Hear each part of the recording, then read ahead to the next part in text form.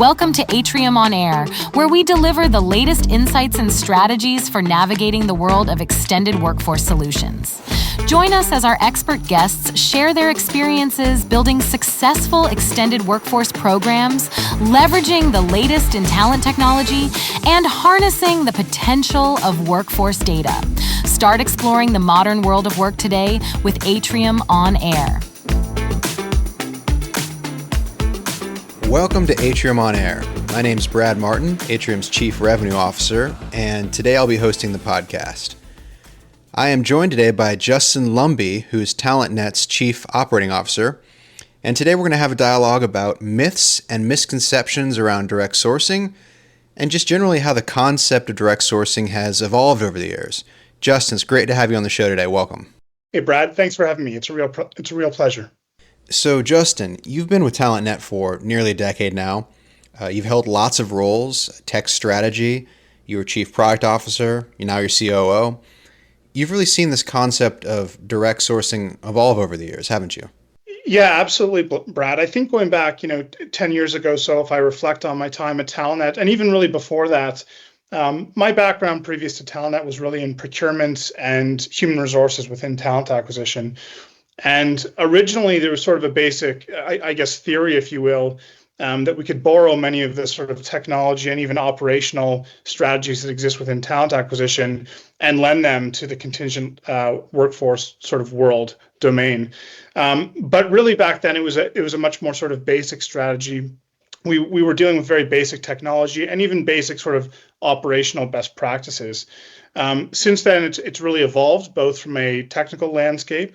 But I think as well in terms of the operations becoming more sophisticated, the way that they, blend and marry up to MSP services and with the businesses and clients that they support. And with that, we've seen more demand, to support sort of evolving and more sophisticated strategies. And that's led the technology to become more complex, but more capable as well. And as we look forward, we really think that this, becomes sort of a bridge to, not to use a cliche, but perhaps total talent management, where, again, because we're borrowing many of these sort of strategies and technical ideas from talent acquisition, they blend nicely then with the full-time talent acquisition world and really become an enabler for those large enterprise clients that are looking now to sort of blend together some of their contingent best practices with talent acquisition and create some beginning of a total talent strategy. Justin, it's interesting that you mention technology and services. Certainly, Atrium and TalentNet have partnered up on several enterprise programs quite successfully. To me, a holistic approach to direct sourcing really is multiple components. It's you've got the technology component, you've got curation, you've got payrolling, you've got workforce data intelligence, even value-add services on top of that, such as recruitment marketing. So to really look at it holistically, it's multiple components.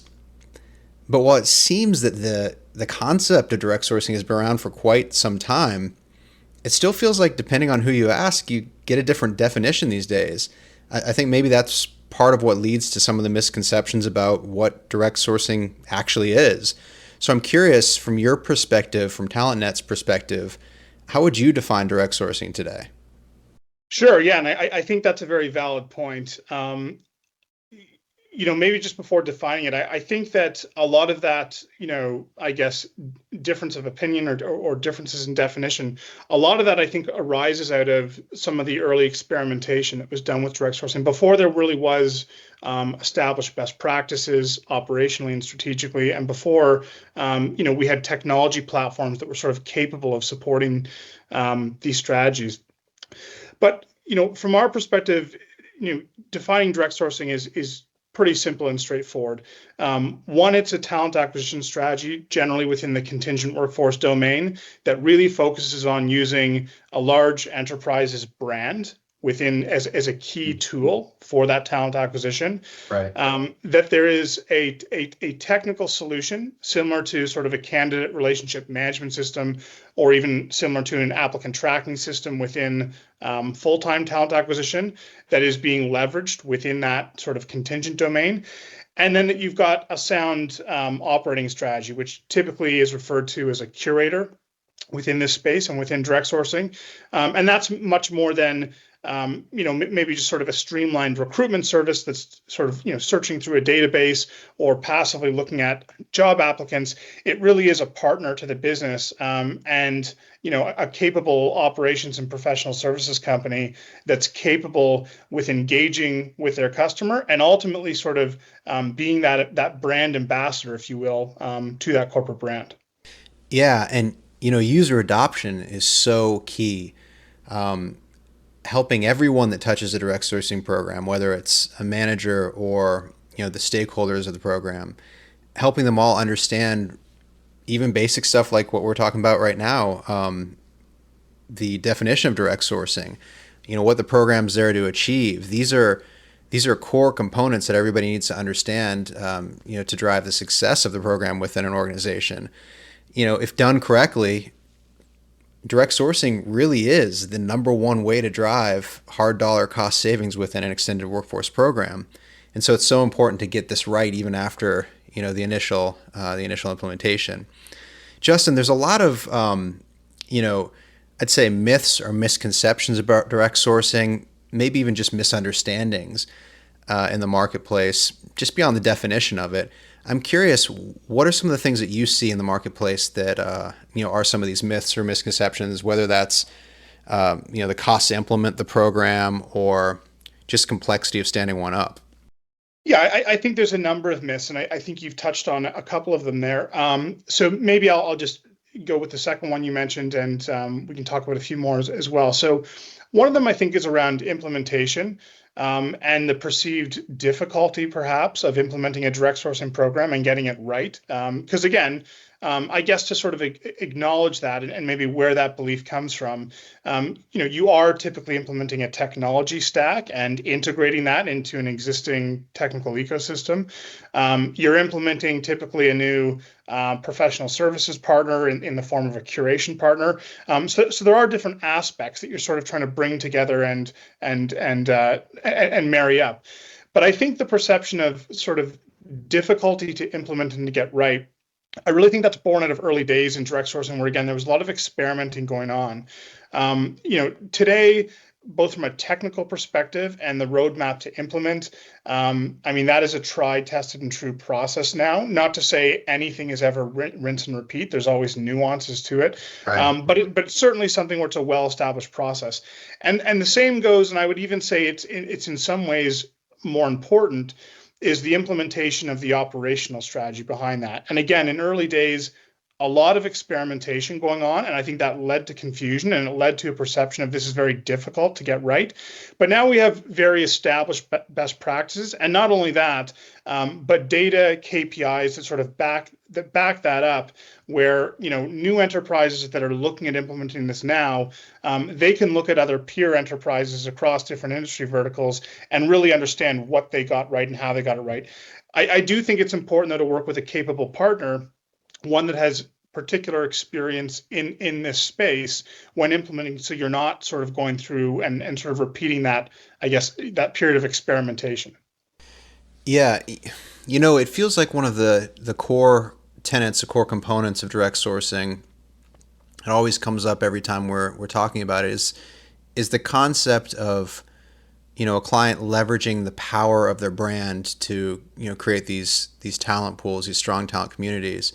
Particularly with brands that have a lot of brand equity, some of these large brands that tend to launch big direct sourcing programs.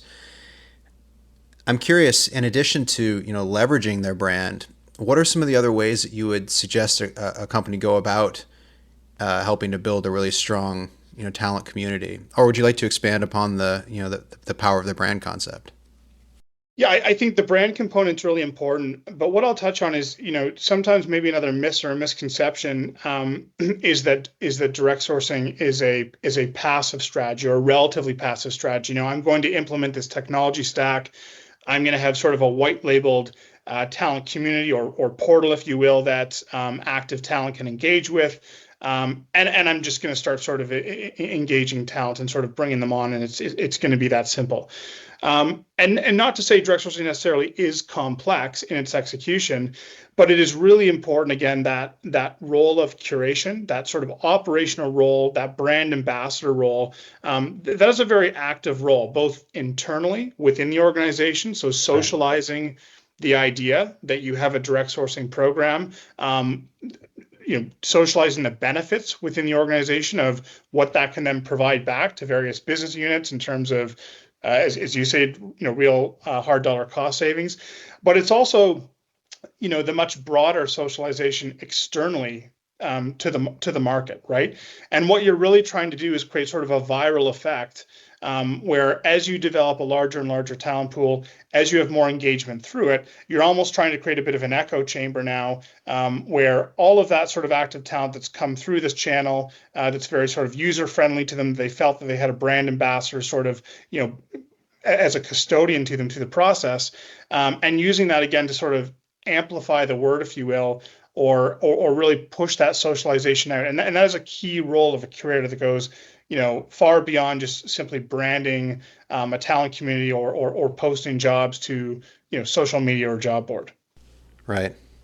It's leveraging all these different channels to help fill the talent pool, whether it's manager referrals or silver medalists that you're inviting into the talent pool, or retirees coming back into the workforce, or again leveraging the power of your brand. It's all these different channels that you are using to help curate your talent pool, so it hits this tipping point where suddenly it's useful for the managers, and that's when program adoption really begins to take off. I'd imagine without the proper mechanisms in place to help fill the talent pool, it becomes extremely challenging.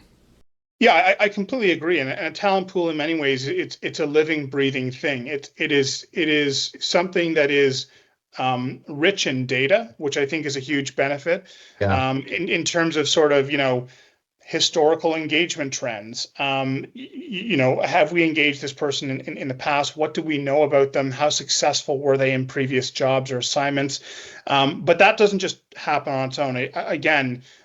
It's really important that curation partner is sort of active and living in that talent community as well. Like any other database or anything else, of course, if it's not sort of being actively managed, you're just not going to see the ROI and the maximum benefit that you can over time. Right.